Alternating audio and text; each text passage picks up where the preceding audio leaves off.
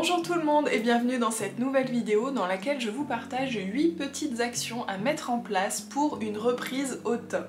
Si vous regardez la vidéo au moment où elle sort, c'est bientôt la rentrée des classes, mais c'est aussi bientôt le mois de septembre qui est vraiment symbole de renouveau, c'est aussi bientôt l'automne, donc on va changer de saison, on va changer de rythme. Bref, bien souvent le 1er septembre, c'est un peu comme le 1er janvier, c'est le renouveau, on remet tout à plat et on redémarre du bon pied.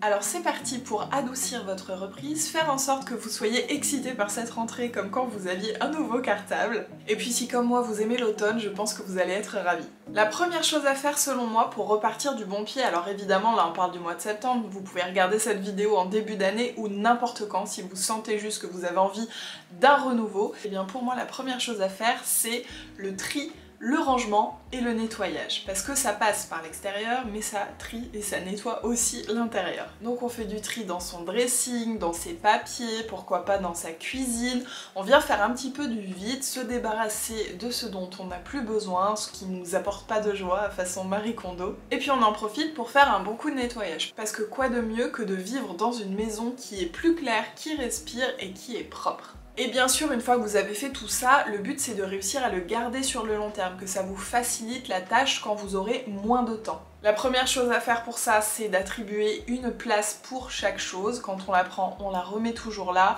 Le linge sale, il va toujours là. Le linge propre qui attend d'être passé, par exemple, il va toujours là. D'avoir vraiment chaque chose à sa place. Et puis bien sûr, ce qui va avec pour maintenir une maison rangée et propre, c'est la répartition et l'organisation des tâches ménagères sur la semaine. Trouvez ce qui vous correspond à vous et à votre quotidien, mais dans tous les cas, faire en sorte que ce soit carré, on sait qui fait quoi et quand, comme ça, vous n'avez plus à vous en préoccuper. Votre maison est triée, rangée et propre. Ok, on peut continuer. Changer un petit peu votre déco, c'est la deuxième action que je vous propose pour repartir du bon pied. L'idée n'est pas de dévaliser les magasins et de tout changer, mais si vous en avez envie, pourquoi pas peindre un mur d'une couleur. Moi je vous conseille en particulier de miser sur les petits accessoires que vous pouvez facilement changer. Par exemple les housses de coussin. Si vous avez envie d'une couleur en particulier pour cette saison, eh bien c'est beaucoup plus facile à changer que les coussins. Comme ça vous les gardez et vous les changez à chaque saison. Évidemment, il y a aussi tout ce qui est bougies, bougeoirs, les guirlandes lumineuses aussi. Et même parfois, regardez ce que vous avez dans les autres pièces parce qu'on a l'habitude d'avoir tel objet dans cette pièce et finalement, peut-être que vous pouvez changer un petit peu tout ça et retrouver une toute nouvelle décoration sans rien acheter. N'hésitez pas aussi à bouger les meubles si vous en avez envie. Le canapé a toujours été à cette place, mais peut-être que finalement, il serait mieux de l'autre côté. Profitez-en pour ajouter des senteurs de saison. Comme je vous le disais, l'automne va arriver doucement, donc tout ce qui est odeur de citrouille, épices. Moi j'ai pas encore fait brûler, j'ai pas mis ces petites odeurs, mais je les ai achetées. Et d'ailleurs je tiens à vous partager le bon plan parce que je l'ai partagé sur Instagram. Il y a plein de déco automnale vraiment très chouettes et petits prix chez Primark et Action. Je vous invite à regarder un reel en particulier, si je peux, je le mettrai là, mais sinon je vous mettrai le lien en barre d'infos. Je vous fais un haul de toutes mes petites trouvailles automnales et là actuellement c'est pas encore chez moi parce que je profite encore un petit peu de l'été, mais c'est dans un sac et c'est prêt à être sorti. Et j'ai entre autres trouvé aussi une bougie qui sent vraiment très très bon, des petits sachets pour mettre dans les vêtements qui sentent l'épice à citrouille. Vraiment c'est très agréable je trouve de retrouver ces senteurs saisonnières. Le dernier point dans la déco, et j'ai aussi refait le plein et j'ai également un bon plan à vous partager, ce sont les plantes. Apporter un petit peu de verdure chez soi et même des fleurs, c'est quelque chose qui fait du bien. Donc pourquoi pas s'acheter une nouvelle plante. Et actuellement chez Lidl, il y a des grandes plantes à 6,49€ et chez Inter à 12,90€. Moi j'ai acheté un grand bananier chez Inter et chez Lidl j'ai pris un ficus et une monstera. Ils sont vraiment très très beaux, donc ça peut vous permettre d'apporter un petit peu de vie aussi dans votre maison. Après s'être occupé de l'extérieur de sa maison, je vous propose de s'occuper de soi. Ça va être vraiment tout ce qui est de l'ordre de la beauté. Qu'est-ce que vous avez envie de faire qui vous ferait du bien pour cette rentrée ? Une nouvelle coupe, une nouvelle couleur, est-ce que vous avez envie d'un soin visage? Est-ce que vous avez envie de vous faire les ongles ou vous les faire faire? Moi par exemple je fais du gainage sur mes ongles et c'est la meilleure décision parce qu'ils étaient vraiment dans un état catastrophique et je suis trop contente et c'est vraiment quelque chose en fait comme tout le reste qui me donne un petit boost de confiance en moi. Ça peut paraître très superficiel mais ça ne l'est pas si ça vous fait vraiment du bien. Pas besoin forcément de dépenser de l'argent, vous pouvez juste vous créer à la maison ce petit moment, vous faire vos ongles, faire un gommage, masque, le visage, maquillage, vous mettre des petites crèmes qui vous plaisent, vous couper les pointes. Alors attention, moi je l'ai fait une fois, j'ai raté. La dernière fois c'est mon chéri qui l'a fait, il a réussi. Mais voilà, c'est des petites choses comme aussi refaire sa couleur, s'épiler les sourcils. C'est pas forcément nécessaire, mais si c'est important pour vous, quelque chose qui va vous permettre de vous sentir mieux et plus prête pour cette rentrée. On continue à penser à soi avec la quatrième action que je vous propose pour la reprise, ça va être de plonger dans votre dressing. Si vous en avez envie, évidemment, achetez-vous une nouvelle tenue, une nouvelle pièce, voilà, ça fait toujours du bien, ça fait toujours plaisir. Mais moi, ce que je vous conseille en particulier, c'est vraiment de sortir tout ce que vous avez dans votre dressing, donc pendant le tri, comme ça vous faites 2 en 1. Et donc une fois que vous avez fait le tri, que vous avez gardé uniquement ce qui vous va et ce qui vous plaît, eh bien vous en profitez pour créer de nouvelles tenues. Vous essayez des choses, des nouveaux combos et vous prenez en photo à chaque fois. Vous gardez ça dans un petit dossier et ça va vous permettre d'avoir des tenues toutes prêtes auxquelles vous n'aurez pas à réfléchir et que vous aimez. En plus, vous faites du shopping dans votre dressing en faisant des associations que vous n'avez peut-être jamais fait avant, ça va vous donner l'impression d'avoir une nouvelle tenue. Petit tips, préparez votre tenue le soir pour gagner du temps, quand bien même vous savez exactement s'il faut repasser, prendre des accessoires ou quoi, comme ça tout est prêt. Si jamais vous avez envie ou besoin de vous acheter de nouvelles pièces, je vous invite déjà à regarder dans la seconde main, je vous mettrai aussi le lien de mon vide dressing en barre d'infos. Et sinon, mon meilleur conseil c'est d'aller sur des basiques, donc d'avoir un bas, 2 t-shirts, un gilet par exemple, vous allez pouvoir faire 2-3 tenues avec. Et si vous avez envie de choses colorées ou trendy, visez plutôt sur les accessoires, les petits bijoux, une petite pochette, un foulard, des choses que vous allez pouvoir changer facilement, tout en gardant des vêtements qui vont être très versatiles et que vous allez pouvoir garder longtemps. Misez aussi, si vous le pouvez, sur la qualité plus que sur la quantité, c'est pour ça que je vous disais plutôt une collection un peu capsule, avec peu de pièces, mais vraiment des bonnes pièces qui vont durer dans le temps. Les 2 prochaines actions dont je vais vous parler concernent en règle générale les top priorités dès qu'il s'agit de renouveau. C'est de faire du sport et de mieux manger. Alors on va commencer par le sport et plus globalement le fait de bouger. Évidemment, je vous conseille de bouger plus que vous ne le faites à l'heure actuelle. Mais très souvent on se donne des très grands objectifs, en particulier dès qu'il s'agit de renouveau, je vais me mettre au sport tous les jours, une fois par semaine je vais faire cette séance. Voilà, on a envie de beaucoup de choses quand on est dans cette énergie de renouveau, mais dans les faits, notre planning, notre fatigue font souvent que c'est difficile à tenir. Et c'est pour ça que c'est une phase de cycle où on a envie, on essaye, on est au top, hop, il y a un souci, on tombe malade, on est fatigué, on arrête, on n'arrive pas à reprendre.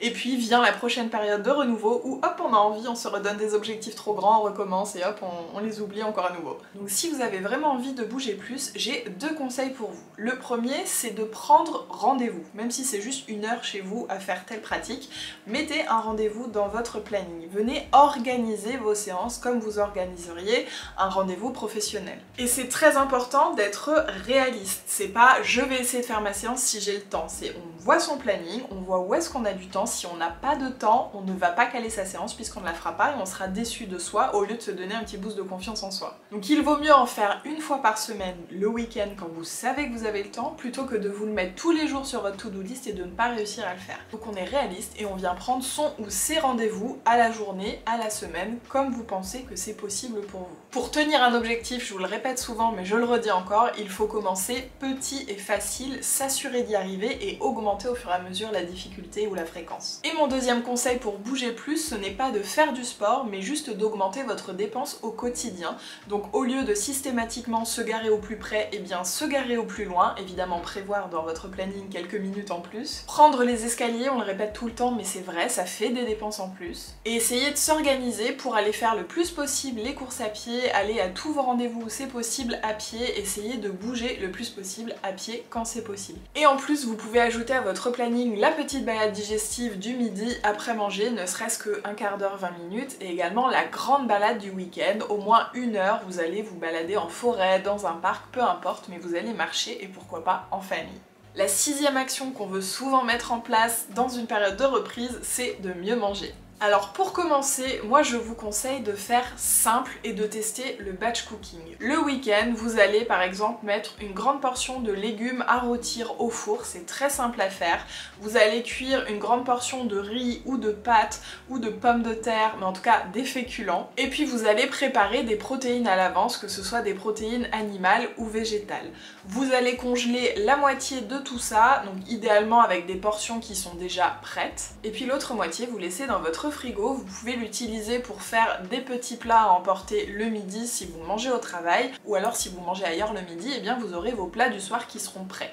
Donc ça c'est vraiment une super astuce si vous manquez de temps, si vous voulez mieux manger et si la routine ne vous dérange pas. Si vous avez du mal à manger la même chose tous les jours, vous pouvez faire moins de batch cooking, diviser en deux les quantités et en manger un jour sur deux en congelant la majorité. Profitez-en quand vous faites votre batch cooking pour faire un gâteau qui sera utilisé pour tous les goûters au moins des 5 premiers jours. Parce que oui, on peut mieux manger tout en mangeant du gâteau, mais quand on fait soi-même, on sait ce qu'il y a dedans. Et très souvent, il y aura moins de sucre, moins de gras, et donc ce sera un gâteau qui sera moins riche. C'est pour ça que ce que je vous conseille en priorité, c'est de cuisiner le plus possible, et je sais que c'est parfois compliqué au quotidien, donc c'est pour ça que pour moi, le batch cooking, c'est une super solution. Ce que je vous invite aussi à faire, c'est de tester une nouvelle recette le week-end. Que vous soyez seul ou en famille, je trouve que c'est une chouette solution pour varier un petit peu son alimentation, tester des recettes qui vont être plus équilibrées peut-être que les choses qu'on va manger au quotidien, et puis ça peut permettre aussi de mettre en place un petit jeu où toute la semaine, tout le monde va chercher une petite recette dans la famille, et le week-end, on voit les recettes qui ont été collectées, on en choisit une, les autres on les garde pour plus tard, et puis on va aller faire les petites courses, acheter ce qu'il faut et cuisiner ensemble cette recette. Je vous invite à aller sur Pinterest, il y a plein d'idées de recettes, moi j'ai des petits tableaux aussi, je vous mettrai en barre d'infos, vous pouvez collecter plein d'idées et puis ensuite les soumettre ou les faire tout simplement, voilà, si vous êtes tout seul, vous choisissez votre recette de la semaine. Les deux derniers petits conseils que je vous donnerai pour mieux manger, c'est en premier de manger de saison, bien évidemment, pour plusieurs raisons. Très souvent c'est moins cher, c'est plus riche en vitamines et minéraux, ça vient de moins loin, et puis c'est meilleur.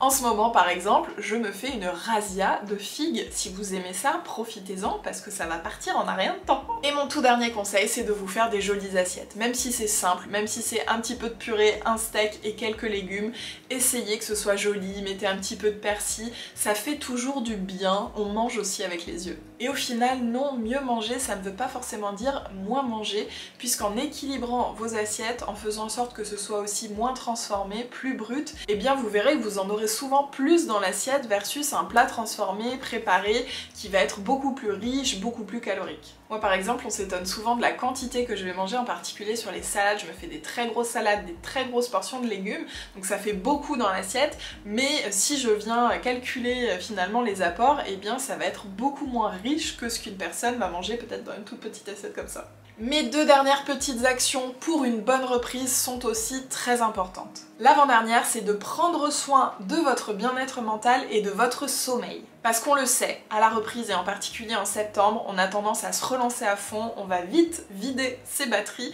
et on va se retrouver malade octobre-novembre. Il y a quelques petites choses à faire pour éviter ça. En premier, prendre soin de son bien-être mental. S'accorder quelques minutes par jour, mais vraiment juste 5 minutes le matin et 5 minutes le soir, ça suffit. Et pendant ces quelques minutes, vous pouvez faire plein de choses. Vous pouvez faire une petite méditation. Moi, je vous conseille vraiment Evolume, qui change tous les matins et tous les soirs de méditation.